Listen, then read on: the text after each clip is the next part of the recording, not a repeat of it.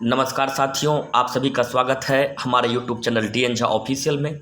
साथियों, आज मैं अपने इस सेशन में SCERT वर्ग 8 के इतिहास की पुस्तक अध्याय 3 के शेष भावों की विवेचना करूंगा। कल हमने जिन बिंदुओं की चर्चा की उसे एक बार संक्षिप्त में दोहराते हुए आगे बढ़ूंगा और फिर आज के महत्वपूर्ण बिंदुओं को देखते हुए अंत में जो भी वस्तुनिष्ठ प्रश्न होंगे इसे भी आपके बीच प्रस्तुत करूंगा। तो साथियों, आप सभी जानते हैं कि अंग्रेज किस तरह से भारत में अपना प्रभाव स्थापित किया और भारत चूंकि गांवों का देश था, भारतीय गांव में जो व्यवस्था थी उसको उन्होंने समझा और धीरे धीरे जो कृषि प्रधान व्यवस्था थी उसमें सबसे प्रमुख चीज़ भूमि था। और अंग्रेज़ों को भारत में जो अपने व्यापार थे उसे बढ़ाने के लिए पैसे की आवश्यकता थी और इसके लिए उन्होंने भूमि पर तरह तरह के कर लगाए। और इसी सिलसिले में हमने जो अंग्रेज़ों के लगान वसूली का जो अलग अलग पद्धति था इसकी चर्चा की थी। और आपने ये भी देखा था कि भारत में जो सबसे पहले जो अंग्रेज़ों के वर्चस्व की जो कहानी शुरू होती है उसमें 1757 का प्लासी का युद्ध था। इसके बाद 1764 में बक्सर के युद्ध में उसे तत्कालीन बंगाल, जिसमें बंगाल, बिहार और उड़ीसा के क्षेत्र शामिल थे, उसमें लगान वसूली का अधिकार मिल जाता है। और इन क्षेत्रों में लगान वसूली कर वो अपना जो महत्वपूर्ण व्यापारिक वस्तुएं थी उसकी खरीद करता है, खूब मुनाफा कमाता है और लगातार जो कंपनी मजबूत होती जाती है। बाद में इन कंपनियों को, ब्रिटिश ईस्ट इंडिया कंपनी को भारत में अपने साम्राज्य विस्तार के लिए सेना की आवश्यकता हुई, तरह तरह की और भी चीज़ों की आवश्यकता हुई। इसके लिए उन्होंने अलग अलग कर लगाए और इसी लगान व्यवस्था की शुरुआत यहीं से मानी जाती है। और आपने देखा कि 1793 ईस्वी में पहली बार जो बंगाल, जिसमें बिहार, बंगाल, उड़ीसा सभी शामिल थे, उसमें जो बंदोबस्त की गई, जो कर व्यवस्था लगाई गई, उसका नाम अस्थाई बंदोबस्त दिया गया। और उस अस्थाई बंदोबस्त के तहत जो जमींदार थे उसको ज़मीन दे दी गई और कर निश्चित कर दी गई कि आपको इतना कर देना होगा। इस व्यवस्था में लगभग 45% हिस्सा अंग्रेजी सरकार को प्राप्त होता था और 40% हिस्सा किसानों को प्राप्त होता था। 15% हिस्सा जमींदार अपने लिए वसूलते थे। आपने सब इन चीज़ों को देखा था। और जो अस्थाई बंदोबस्त की जो व्यवस्था थी इसके जन्मदाता लॉर्ड कॉर्नवालिस को माना जाता है, आप ये भी जानते होंगे। आगे बढ़ते हैं साथियों, तो देखते हैं कि इसके बाद जो अंग्रेजी जो ईस्ट इंडिया कंपनी का प्रसार जो हुआ, तो अब जो उसके नीति निर्धारण करने वाले लोग थे अंग्रेजी ईस्ट इंडिया कंपनी में, उन्होंने देखा कि इस व्यवस्था में ज़मींदारों को ज़्यादा लाभ हो रहा है जबकि ज़मींदारों का कोई ज़्यादा भूमिका नहीं है। इसलिए अब उस समय जो एक बहुत ही महत्वपूर्ण अर्थशास्त्री थे, उनका नाम था रिकॉर्डो। रिकॉर्डो ने एक पुस्तक लिखी, उस पुस्तक का नाम था principle of political economy. Principle of political economy के लेखक रिकॉर्डो थे, जो एक अर्थशास्त्री थे। और उनका मत था कि जमींदार इस व्यवस्था में बहुत योगदान नहीं करता है लेकिन वो लाभ कमाता है। तो उन्होंने एक नई प्रकार की व्यवस्था की वकालत की और अंततः अंग्रेजी ईस्ट इंडिया कंपनी में ऐसे लोग थे जो अब भूमि की नई व्यवस्था को लाना चाहते थे। और इसके तहत जब ब्रिटिश ईस्ट इंडिया कंपनी का विस्तार भारत के अन्य क्षेत्रों में हुआ तो वहाँ पर उन्होंने भूमि की एक नई व्यवस्था लाई जिसका नाम था रैयतवारी व्यवस्था। तो साथियों, आज हम अपने क्लास की शुरुआत, आज का जो हमारा महत्वपूर्ण बिंदु है वो रैयतवारी व्यवस्था है, इसी से क्लास की शुरुआत करते हैं। आप सब ध्यान से हमारी क्लास को सुने, बहुत लाभ होगा। बहुत कम समय में आपको बहुत ही ऑथेंटिक जानकारी प्रदान की जाएगी। रैयतवारी व्यवस्था एक नई व्यवस्था दक्षिण और पश्चिम भारत में रैयतवारी व्यवस्था के नाम से शुरू की गई।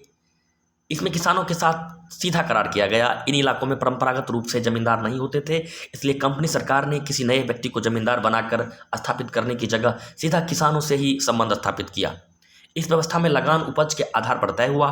पहले जमीन की गुणवत्ता देखी गई, फिर पिछले कुछ वर्षों की उपज का औसत निकाला गया। उसमें किसानों की खेती पर होने वाले खर्च को काटकर जो बचता था उसका 50% लगान के रूप में तय कर दिया गया, मगर इसे अस्थायी नहीं बनाया गया। प्रत्येक 30 वर्ष बाद लगान की राशि में बदलाव किया जाना तय किया गया। इस व्यवस्था में किसानों को जमीन का मालिक बना दिया गया। तो साथियों, यहाँ देखिए रैयतवारी व्यवस्था, आप सुनते होंगे रैयत शब्द। अब जो उत्तर भारत और पूर्वी भारत में आपने देखा, बिहार, बंगाल, उड़ीसा के क्षेत्र में वहाँ जमींदार थे, तो जमींदारों के माध्यम से वो व्यवस्था लाई गई थी, वो अस्थायी बंदोबस्त था जिसको जमींदारी व्यवस्था भी कहा जाता है।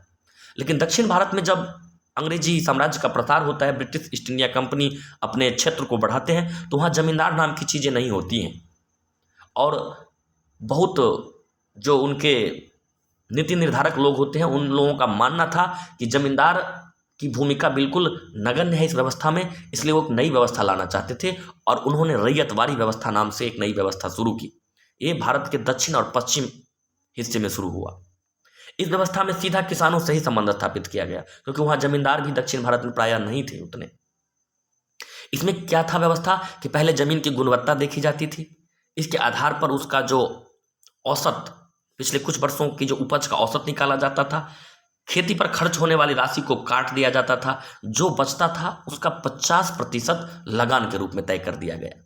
लेकिन इसे अस्थायी नहीं किया गया कि प्रत्येक 30 वर्ष बाद लगान की राशि में बदलाव किया जाना है, ऐसी व्यवस्था में तय किया गया। इस व्यवस्था में किसानों को ही जमीन का मालिक बना दिया गया।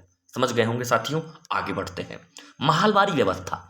पंजाब, दिल्ली एवं पश्चिमी उत्तर प्रदेश के क्षेत्रों पर जब अंग्रेजी सरकार का कब्जा हुआ, तो वहाँ उन्होंने सीधा किसानों की जगह गांव या काफ़ी बड़े जमीन मालिकों या परिवारों, जिन्हें महाल कहा जाता था, को इकाई माना और उनके साथ लगान वसूली का करार किया गया। इस व्यवस्था को महलवारी व्यवस्था के नाम से जाना जाता है।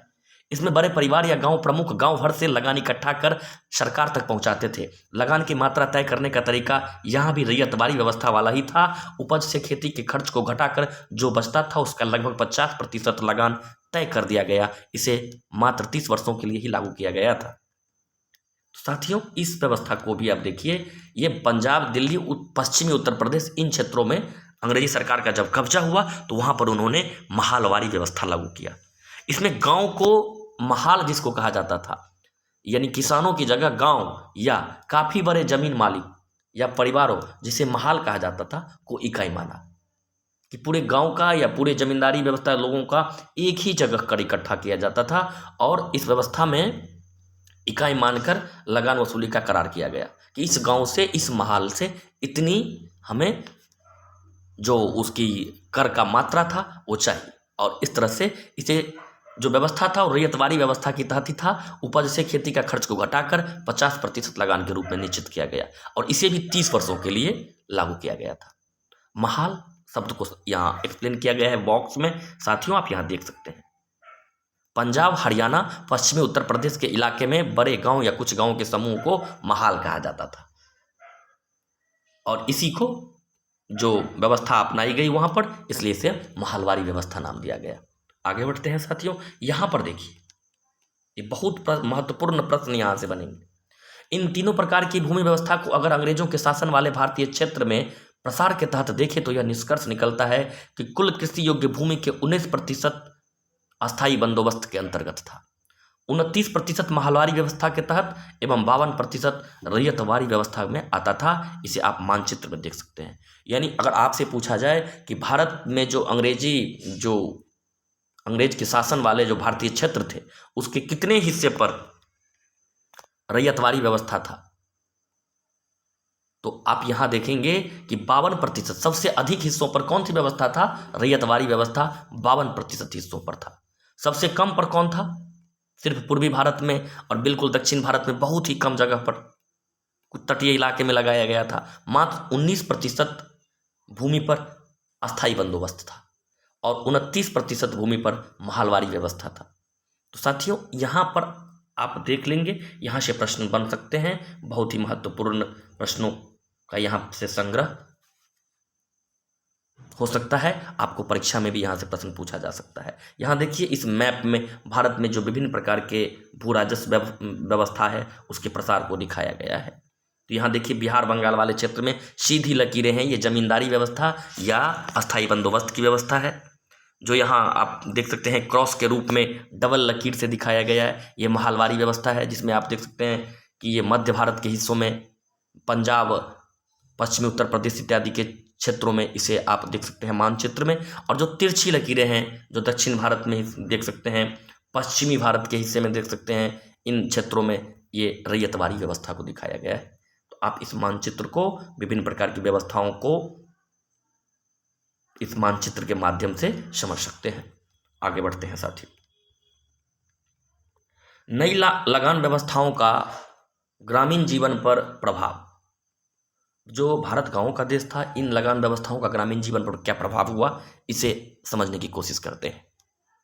सबसे पहली बात तो यह कि अस्थाई बंदोबस्त लगभग आधे पुराने जमींदार की जमींदारी उनके हाथ से चली गई, क्योंकि उन्होंने तय समय पर लगान जमा नहीं किया था। दरअसल उनके लिए किसानों से लगान के लिए ज़्यादा जोर जबरदस्ती करना संभव नहीं था। किसानों के साथ उनके काफ़ी पुराने संबंध थे, दोनों में भावनात्मक स्तर पर एक संबंध बना होता था। इससे फसल खराब होने या अकाल की स्थिति में लगान के लिए दबाव बनाना असंभव होता था। आपने यह भी देखा कि नई व्यवस्था में जमीन का मालिक किसान या जमींदारों को बना दिया गया। इसे लगान समय पर जमा करने के लिए इसे बेचने या बंधक रखने का चलन शुरू हो गया। इससे गांव में महाजन के रूप में एक प्रभावी समूह आ गया।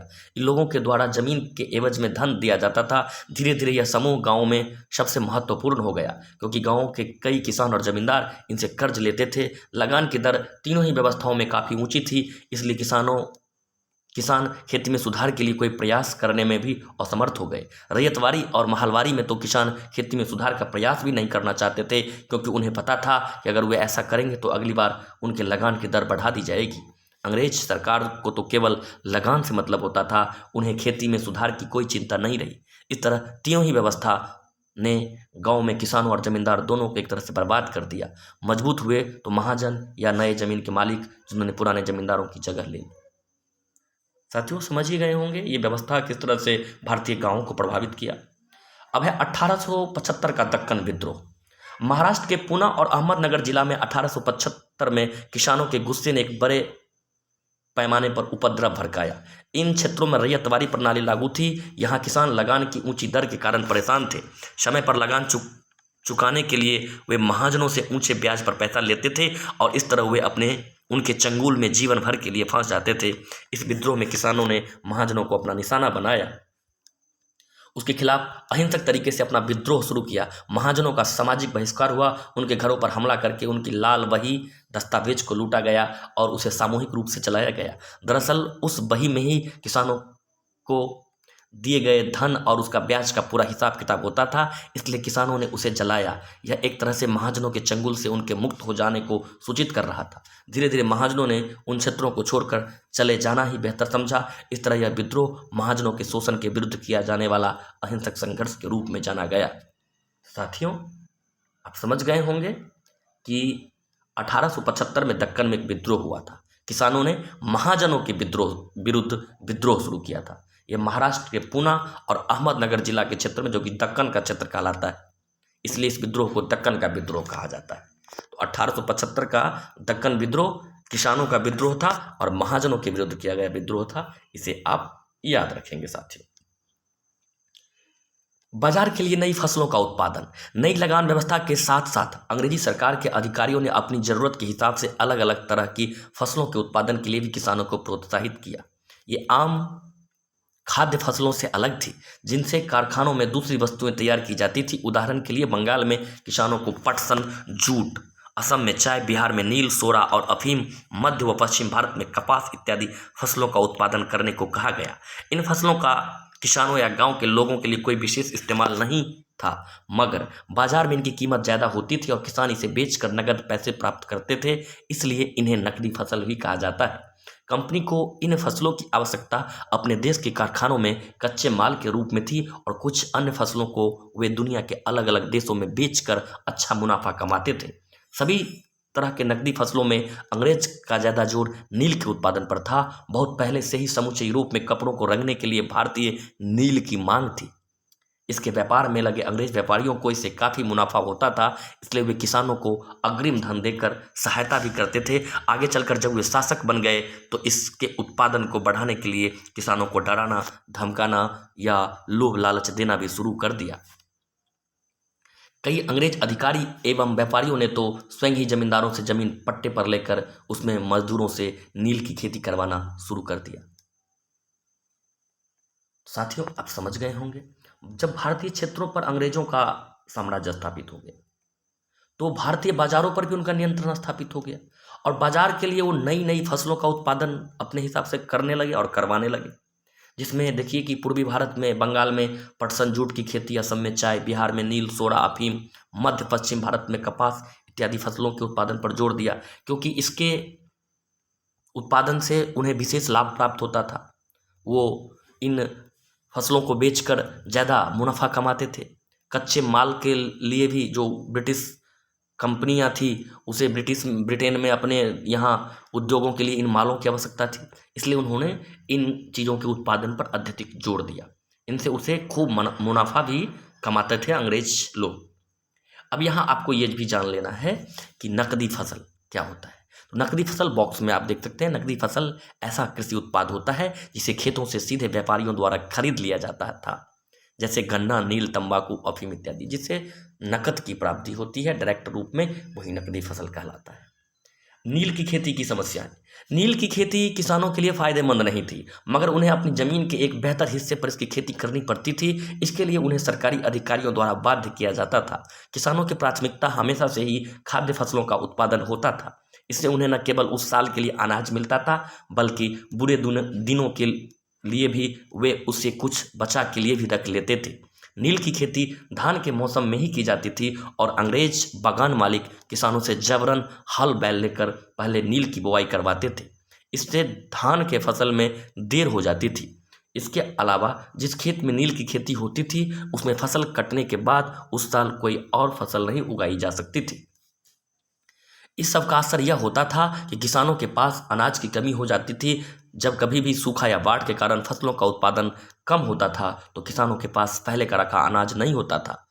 ऐसे में वे या तो महाजनों से कर्ज लेते थे या भूखे रहते थे। तो साथियों, आप समझ गए होंगे कि नील की खेती में क्या क्या समस्याएं थी। अंग्रेज अपने हिसाब से उत्पादन करवाते थे, बाध्य करते थे। नील की खेती होती थी तो उस खेत में दूसरे फसल उस सीजन में या उस वर्ष नहीं हो पाता था। धान के समय में ही नील की खेती होती थी, इसलिए अंग्रेज जबरन जो है नील की खेती करवाते थे। उसमें हल बैल लेकर वो चले जाते थे, जिससे धान की खेती भी दूसरे लोग नहीं कर पाते थे। इस प्रकार की व्यवस्था थी। आगे देखिए, बॉक्स में कुछ महत्वपूर्ण बातें हैं। नील दर्पण। नील की खेती के कारण किसानों को जो कठिनाई हो रही थी उसे उस समय के एक बंगाली नाटक नील दर्पण में बड़े अच्छे तरीके से दिखाया गया है। इस पुस्तक के लेखक दीनबंधु मित्र थे। 1860 में यह पुस्तक बिना किसी लेखक के नाम से छपी थी ताकि अंग्रेजों के गुस्से को उन्हें झेलना नहीं पड़े। इसमें उसकी खराब नीति का बखान किया गया था। इस पुस्तक का अंग्रेजी में अनुवाद माइकल मधुसूदन दत्त ने किया था। इस नाटक में नील किसानों की दुर्दशा वास्तविक रूप में सामने आई। एक नील किसान गुलूक चौधरी नाटक का पात्र है। अपने साथी किसान से कहता है कि मैं अब नील की खेती नहीं करूंगा, चाहे इसके लिए मुझे जेल ही क्यों न जाना पड़े। भीख मांग कर खा लूंगा। अगर सरकार ने ज़्यादा तंग किया तो गांव को छोड़ कर दूंगा, लेकिन अब नील की खेती नहीं करूंगा। साथियों, यहाँ से प्रश्न बनेंगे कि नील की खेती, तो नील की खेती एक नाटक है। नील दर्पण एक नाटक है जो नील की खेती जो किसान करते थे उनको जो कठिनाई होती थी उस पर आधारित है। नील दर्पण के लेखक दीनबंधु मित्र है, लेकिन प्रारंभ में जब ये नाटक छपा तो 1860 में बिना किसी लेखक के नाम से छपा ताकि अंग्रेजों के कुपभाजन का उन्हें शिकार नहीं होना पड़े। अंग्रेजों के गुस्से से बचने के लिए बिना किसी नाम से, बिना लेखक के नाम से ये नाटक छपा, नील दर्पण, जिसके लेखक बंगाली नाटक थे नील दर्पण और उसके लेखक हैं दीनबंधु मित्र। बाद में माइकल मधुसूदन दत्त ने इसे अंग्रेजी में अनुवाद किया। इसमें किसानों की दुर्दशा, नील किसानों की दुर्दशा को दिखाई गई है। इसी नाटक का एक पात्र है गुलूक चौधरी, जो कि किसान है। वो कहता है कि अब कुछ भी हो जाए, चाहे हमें गांव छोड़ना पड़े, अब मैं जेल जाना पड़े, अब मैं नील की खेती नहीं करूंगा। तो साथियों, नील दर्पण से बनने वाले सभी प्रश्नों को आपके बीच हमने रखा। इस नाटक के लेखक दीनबंधु मित्र हैं और इस नाटक का अंग्रेजी में अनुवाद माइकल मधुसूदन दत्त ने किया था और गुलूक चौधरी उसी नाटक का एक पात्र है, एक किसान है। आगे बढ़ते हैं। नील किसानों का विद्रोह। बंगाल में नील की खेती बड़े पैमाने पर करवाई जा रही थी। इससे वहां के किसान बहुत दुखी थे। बार बार पड़ने वाले अकाल व भूखमरी से परेशान किसानों ने विद्रोह कर दिया। वे नील की खेती करने से मना करने लगे। साथ ही उन्होंने बगान मालिकों को लगन चुकाना भी बंद कर दिया। औरतों ने पुरुषों के साथ मिलकर नील की फैक्ट्रियों पर जहां नील बनाया जाता था, इसे आप चित्र में देख सकते हैं, पर हमला बोल दिया। इस संघर्ष में भारतीय जमींदारों ने भी किसानों का साथ दिया। वे अपने क्षेत्र में अंग्रेज बगान मालिकों को बर्दाश्त नहीं कर पा रहे थे। जैसे जैसे विद्रोह फैलने लगा, बंगाल के पढ़े लिखे लोगों के द्वारा अखबारों और अन्य पत्रिकाओं में लेख लिखकर इसका भरपूर समर्थन किया गया। इन लेखों ने अंग्रेजी सरकार को नील की खेती की समस्या से परिचित कराया। नील दर्पण का उदाहरण आपके सामने है। अखबारों में अंग्रेजी बगान मालिकों के जोर जबरदस्ती एवं किसानों पर किए गए अत्याचार के विषय में खूब लिखा गया। इस विद्रोह की एक खास बात यह रही कि सरकार ने इसे दबाने का प्रयास नहीं किया। धीरे धीरे बंगाल के कुछ इलाकों में इसकी खेती पूर्णतः समाप्त हो गई। यानी अब इस नील की जो खेती थी, इसे जो समस्या थी, विभिन्न पत्रिकाओं में छापा गया। आपने देखा नील दर्पण नाटक लिखा गया दीनबंधु मित्र के द्वारा। किसान जागरूक हुए और धीरे धीरे उन क्षेत्रों में नील की खेती समाप्त हो गई। बिहार और नील की खेती। बिहार में नील की खेती मुख्य रूप से उत्तर बिहार के चंपारण, मुजफ्फरपुर के इलाके में की जाती थी। यह अंग्रेज बगान मालिकों ने कुछ बड़े जमींदारों से जमीन पट्टे पर प्राप्त किए और नील की खेती शुरू करवाई। जमींदारों ने भी अपने कर्ज के बोझ को कम करने के लिए खुद ही से अपनी जमीन अंग्रेजों को दे दी। इन दो क्षेत्रों के अलावा भागलपुर और शाहाबाद के क्षेत्र में भी नील की खेती बड़े पैमाने पर शुरू हुई। नील के अलावा अंग्रेजों ने इस इलाके में अफीम, पटसन और सोरा नामक नकदी फसलों का उत्पादन भी बड़े पैमाने पर शुरू करवाया। वर्तमान गया जिला अफीम उत्पादन में तत्कालीन बंगाल प्रांत में प्रथम स्थान पर था। तो साथियों, आप देखिए बिहार में मुख्य रूप से आप देखेंगे चंपारण और मुजफ्फरपुर उत्तर बिहार के क्षेत्रों में, यानी गंगा के उत्तरी हिस्से में। फिर धीरे धीरे ये जो भागलपुर शाहाबाद क्षेत्रों में भी फैल गया, क्योंकि वो किसान पट्टे पर जमीन दे देते थे जमींदारों को। जमींदार अपने कर्ज के बोझ को कम करने के लिए खुद ही से अंग्रेजों को जमीन दे देते थे पट्टे पर। और जो आप देखेंगे कि नील के अलावा यहाँ पर अफीम, पटसन, सोरा इत्यादि फसलों का भी उत्पादन बड़े पैमाने पर शुरू हुआ। गया जिला जो समय बंगाल प्रांत का हिस्सा था, अफीम उत्पादन में पूरे बंगाल प्रांत में प्रथम स्थान पर था। यहाँ देखिए साथियों, नील का उत्पादन उस समय कैसे होता था, इन तस्वीरों में इसका वर्णन किया गया है। आप इसे पढ़ भी सकते हैं कि नील का उत्पादन किस तरह से होता है। वीडियो को पॉज कर इसे पढ़ लेंगे आप। आगे बढ़ते हैं साथियों। बिहार में नील की खेती दो तरीकों से की जाती थी, जिरात और असामी वार। जिरात और असामी वार। जिरात में सीधी अपनी देख रेख में अंग्रेजों बगान मालिक मजदूरों से खेती के लिए करवाते थे। असीमा वार में बगान मालिक रैयतों को उनके स्वयं की जमीन पर नील की खेती करने के लिए बाध्य करते थे। कुछ रैयतों को तो अंग्रेज ने नील की खेती के लिए आरक्षित तक कर दिया था। अंग्रेज उन्हें बस खेती का खर्च देते थे। कृषि कार्य में लगने वाले श्रम के बदले उन्हें काफ़ी कम मजदूरी दी जाती थी। 3 कठिया प्रणाली इसी के अंतर्गत चंपारण में प्रचलित किया गया। इसके अंतर्गत किसानों को अपनी जमीन में 3 कट्ठे प्रति बीघा की दर से नील की खेती करनी पड़ती थी। इसी के विरोध में महात्मा गांधी ने चंपारण में सत्याग्रह की शुरुआत की। इसके विषय में आप आगे के पाठ में पढ़ेंगे। इन दोनों प्रकार की खेती में किसान शोषित होते थे। नई भू राजस्व व्यवस्थाएं अंग्रेजों द्वारा भारत में अपने साम्राज्य को स्थायित्व देने की दिशा में उठाए गए सबसे महत्वपूर्ण कदमों में से एक था। इन व्यवस्थाओं ने भारत के परंपरागत भूमिपतियों तथा आम किसानों दोनों में कई तरह के असंतोष को जन्म दिया, जिसकी अभिव्यक्ति उन लोगों द्वारा समय समय पर किए गए विद्रोह के रूप में देखने को मिलता है। साथियों, यहाँ देखिए, अब ये जो नील की खेती होती थी बिहार में, वो 2 तरह से, एक जिरात और दूसरा असामी वार। जिरात सीधे अपनी देख रेख में अंग्रेज बगान मालिक मजदूरों से खेती करवाते थे। अंग्रेज बगान मालिक मजदूरों से अपनी देख रेख में जिन भूमि पर खेत करवाते थे, नील की खेती करवाते थे, वो व्यवस्था थी जिरात। और दूसरा था असामी वार। असामी वार में क्या था, बगान मालिक रैयतों को उनके स्वयं की जमीन पर खेती करने के लिए बाध्य करते थे। जो रैयत का जमीन था, अर्थात किसान का जमीन था, उसको वो बाध्य करते थे कि आप अपने खेतों में नील की खेती करो। और उसी सिलसिले में एक व्यवस्था लाई गई, 3 कठिया व्यवस्था। ये 3 कठिया व्यवस्था था कि 20 कट्ठे की 1 बीघा होती है। अभी भी गाँव में, ग्रामीण क्षेत्र में आप अगर रहते होंगे तो अपने चाचा, दादा या अपने से बड़े से पूछेंगे तो बताएंगे, 1 बीघे में 20 कट्ठे जमीन होती है। तो वो कहते थे कि 1 बीघा अर्थात 20 कट्ठा में से 3 कट्ठा पर आपको नील की खेती करना है। आप अगर नहीं भी चाहते हैं तब भी आपको करना है। इसी व्यवस्था को 3 कठिया व्यवस्था कहा गया और इसका विद्रोह भी शुरू हुआ। महात्मा गांधी ने अपने भारत में जो अपने आंदोलन की शुरुआत की वो चंपारण से ही शुरू की थी और इसी 3 कठिया व्यवस्था के विरोध में शुरू की थी। इसे आगे आप डिटेल में पढ़ेंगे। अब साथियों यहाँ भी देखिए कि इन नई भू राजस्व व्यवस्थाओं से अंग्रेज पूरे भारत में अपने साम्राज्य को स्थायित्व देने में सफल हो गए। बहुत उसे भू राजस्व मिलने लगा, लेकिन जो भूमिपति थे, किसान थे, इनमें बहुत असंतोष उत्पन्न हुआ इन व्यवस्थाओं से। समय समय पर विद्रोह भी हुआ, लेकिन अंग्रेज काफ़ी शक्तिशाली थे, वो इन विद्रोह को दबाने में सफल रहे। अब आगे बढ़ते हैं साथियों आज के अभ्यास प्रश्न की तरफ। तो यहाँ देखिए, बिहार में अंग्रेजों के समय किस तरह की भूमि व्यवस्था अपनाई गई? तो बिहार बंगाल प्रांत का हिस्सा था और वहाँ पर कौन सा था व्यवस्था? अस्थाई बंदोबस्त। आप देखेंगे अस्थाई बंदोबस्त पूरे भारत में मात्र 19% हिस्सों पर अस्थाई बंदोबस्त थी। अंग्रेजों के आने के पहले भूमि का मालिक कौन होता था? अंग्रेजों के आने से पहले भारत में भूमि का मालिक तो राज व्यवस्था थी, राजतंत्र प्रकार की व्यवस्था थी, तो राजा ही भूमि का मालिक होता था। रैयतवाड़ी व्यवस्था में जमीन का मालिक किसे बनाया गया? बिल्कुल आप सभी जानते हैं, किसान को ही बनाया गया, किसान को ही रैयत कहा गया। अंग्रेजी शासन व्यवस्था में अंग्रेजी शासन द्वारा भारत में अपनाई गई भूमि व्यवस्थाओं का प्रमुख उद्देश्य क्या था? अपनी आय बढ़ाना, भारतीय गांवों पर अपने शासन को मजबूत करना, व्यापारिक लाभ प्राप्त करना, किसानों का समर्थन प्राप्त करना। देखिए, आय बढ़ाना भी उनका उद्देश्य था, लेकिन मुख्य रूप से क्या था? भारतीय गांवों पर अपने शासन को मजबूत करना। आय के साथ साथ वहाँ पर उनकी शासन व्यवस्था भी मजबूत करना था। तो आय बढ़ाना भी ये ऑप्शन हो सकता है। इन अगर एक से अधिक ऑप्शन आए तो आप इनमें एक से अधिक ऑप्शन को ही लगा।